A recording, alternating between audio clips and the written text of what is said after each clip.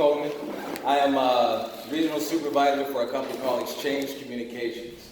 What we do is we provide phone service and networking for the film industry pretty much exclusively. We're nationwide, and we also have offices in Panama City. We have places in the UK, kind of all over at this point. We've been in Malaysia, all over. So company's growing, it's great, it's fantastic, but what does that mean for you guys? It means that there's a lot of future in low voltage.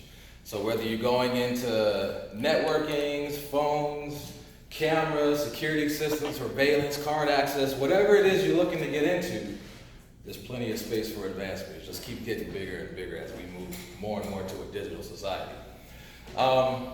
Just to give you a little bit of background on where I've come from, how I got to where I am. I started out a lot like you guys, just trying to figure out what it is exactly I wanted to do. When I was in college, I kind of did like AV work, stuff like that on the side while I was going through school, and just kind of paid my way through trying to eat like everybody else is trying to do.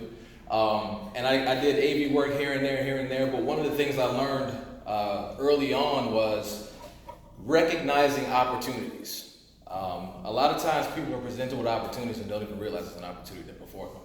So one of the things you got to realize is that when you're in position to receive something, you've got to be ready to and recognize what exactly it is you're looking at. Give you an example. While I was working at this college, I happened to be walking by the IT department, and up on the board they had white, orange, white, green, blue, white, blue, green, white, brown. I was like, what is that? I was like, I don't know what that is, but I'm going to remember because it's up on the board somewhere. So I did.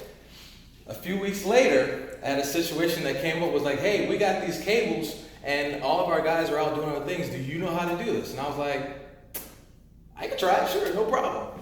So I cut the cable open. What did I see? White, orange, white, green, blue. I was like, okay, so I know what that was for. But it was an opportunity because then what that did was, I then was introduced to the IT manager. I was then introduced to a couple other people around campus, and it worked out to a full-time position. So it was one of those type of situations where, you're just walking by seeing random stuff, but you're observing the area around you, seeing the things that are happening with you.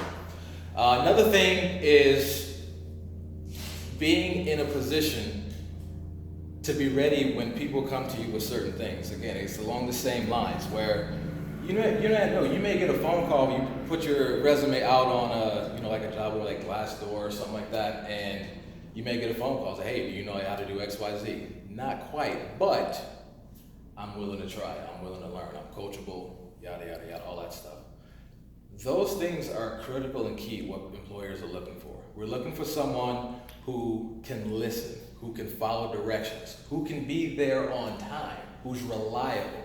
One of the hardest things I find right now is not necessarily finding people who can do the work, which is also hard, but finding people who just show up. If we have a client requesting us to be on site by 9 o'clock and you show up at 9:45, guess what? We got a problem. If you're not able to, to plan your day out or plan your time out or plan your routes out where you're heading, that's part of just life. Those are certain things, especially here on the East Coast where you're taking mass transit, you're dealing with crazy traffic. The Midwest don't have to worry about that. You get on the freeway with 75, you went 75 miles an hour and you're good.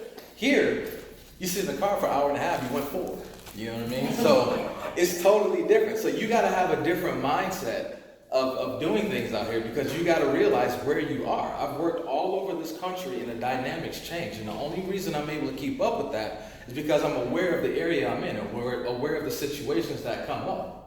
So you've got to have situational awareness. That's something that the military talks about. But you got to be aware of your surroundings. Some of you, you may be from the hood, you may not be. But wherever you're from, you got to be aware of what's happening. If you ride the subway, guess what? You got to pay attention.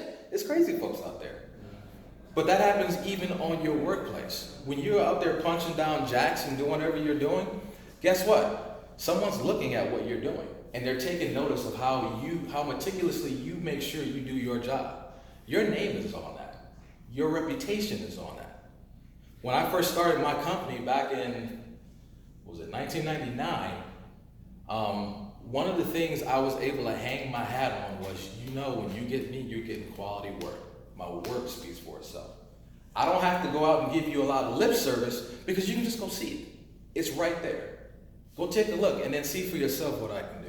And I'm not saying that to brag. I'm saying that I worked harder than the next person to get to where I am because I wanted to be the best. One of the things I knew about myself was I'm not going to be beat by anybody. I'm going to outwork anybody. I don't care who you are or what walk of life you come from. I don't care what you got. I'm going to outwork you. And that's something that I control. Know what you can control. Know your strengths. Know your weaknesses. Work on both because guess what? Those are both your strongest assets and your biggest deficits. Both your strengths and your weaknesses. Because what you may consider your biggest strength, if you go into it with a boastful heart, you're like, look, I got this. I can do this, that. Guess what? We're going to see that too. And we don't want that. We want you, purely you, for who you are and what you can bring to the table. But let your work speak for itself. Let your skills and the things that your life situations is what brings value to the team. And that's what we're looking for. What situations you're going to pay attention to and how you're going to respond in those situations. So if you got a hot head, guess what? That's your weakness. You need to work on that. If you're cool under pressure, that's your asset. Hold on to that and hone those skills. Work on both your strengths and your weaknesses. Work on both. Because without both sides, you're not a complete person. And guess what? Employers will see that as well.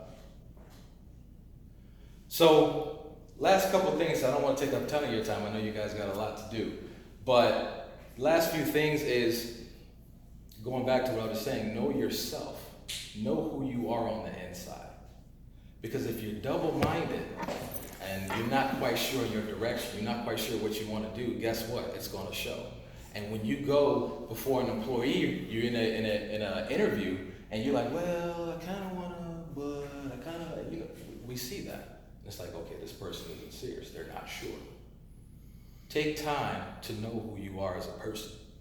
Because that, more than anything, is going to show out in everything you do. Your work, your personal life, your home life. Because that all plays all together. Some people say, well, I'm like this when I'm at work, I'm like this when I'm at home. Guess what? You're the same person in both places, whether you act the same or not. So a lot of the stuff that you learn in life applies to not only your work life, but your home life as well. And without both sides of that picture being consistent, you're not going to be a complete and total package. So keep that in mind. That's critical to note. Know yourself, know your strengths, know your weaknesses, and work on both. And that's about it. I mean, that's in a nutshell some of the things that we look forward to, that we look for in employees and in people, and just in general, knowing your general mindset. Those things are going to be what puts you in front of everybody else. Because those are the things that I look for when I'm conducting interviews. I'm looking to see who has their mind on straight, who can actually answer a question intelligibly, and like they've given things some thought. I listen to the things that are being said. I listen to what you come back with. And those all give me a complete picture of who you are initially. I mean, first impressions are everything. You screw that up, you're working from a deficit to begin with, and that's really hard to do. So, does that make sense? Yes. Yeah. Okay. All right. Look, I'm also an ordained minister, so I'm trying not to preach. But yeah, I mean, if you guys have any other questions, again, I cannot stress enough, the fact of you guys knowing who you are and what you want to do in life. Because again, those are the things that are going to shine through. Those are the things that, regardless of whatever you do, your passions are going to come out. What are you passionate about? What is your heart cry for? Those are the things that you've got to pay attention to. Don't ignore that stuff. You had a dream once. If it's gone from you, go find it. Chase it. Because you have a chance to get it. We're in a place where it doesn't matter what your skin color is like. It doesn't matter what you've been through. Yeah, I've had racism. I had people call me this, that, and the other. I had people tell me I wasn't going to make it. But guess what? I did. Why? Because I didn't listen to that noise. Squash all that. Everything negative that somebody says, you turn that around to fuel. And go forward and go get that dream. Go get that one thing that makes you like, I want to do this. Do that. Because you're going to be the best at that. That's what you were put here to do. So pay attention to those things that are going on inside you. Listen to it. Those things, chase it. Go get it. Don't let nobody tell you you can't. That's not even a word. It's not even possible. You only, there's one saying I said, and I'm gonna leave you with this. If you think you can, you can. If you think you can't, you can't. But either way, you're right.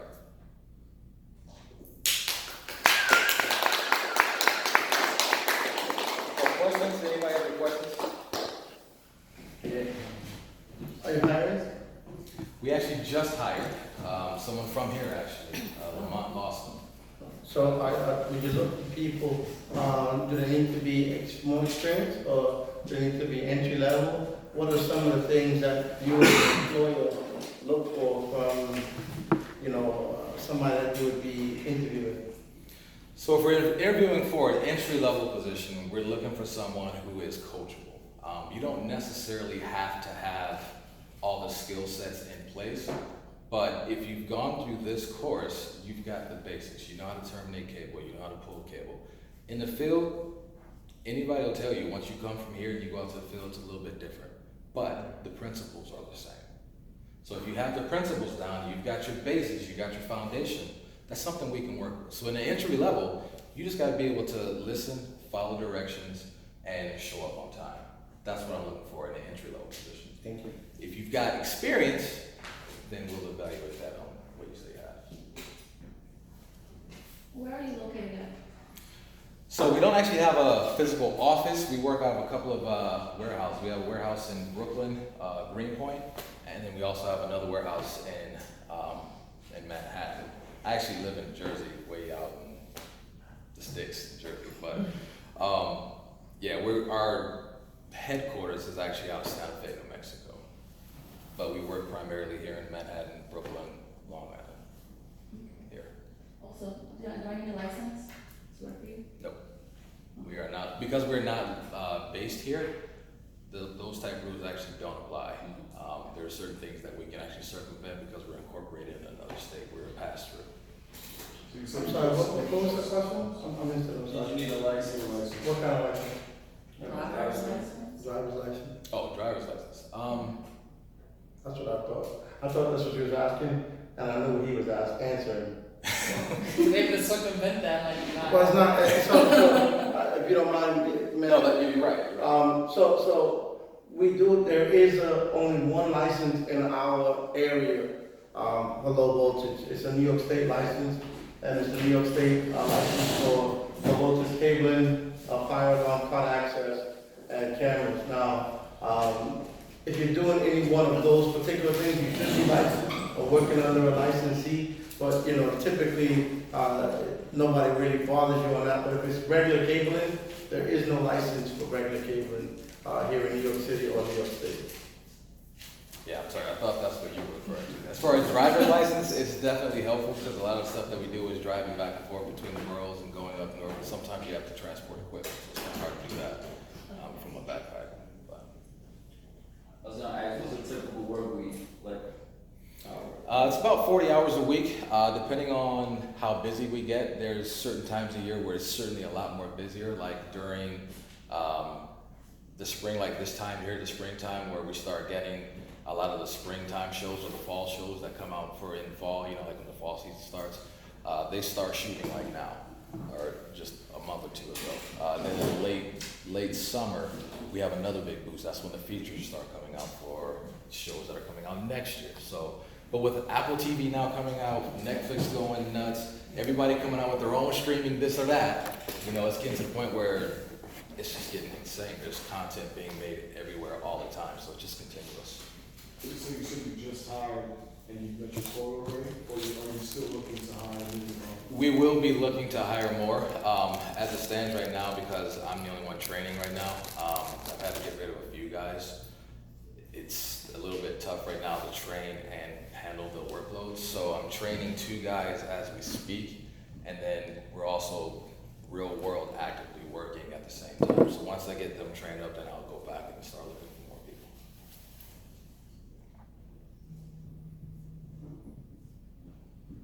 Anybody else? All right, cool. I definitely appreciate you guys you know, give me a few minutes just to talk to you a little bit, and if you see me sitting around or whatever, you want to ask me a question, just hit me up. It's not a big deal. Okay. Plus, she has my contact information too, so if you want to email me or whatever, it's totally cool. All right. Thank you.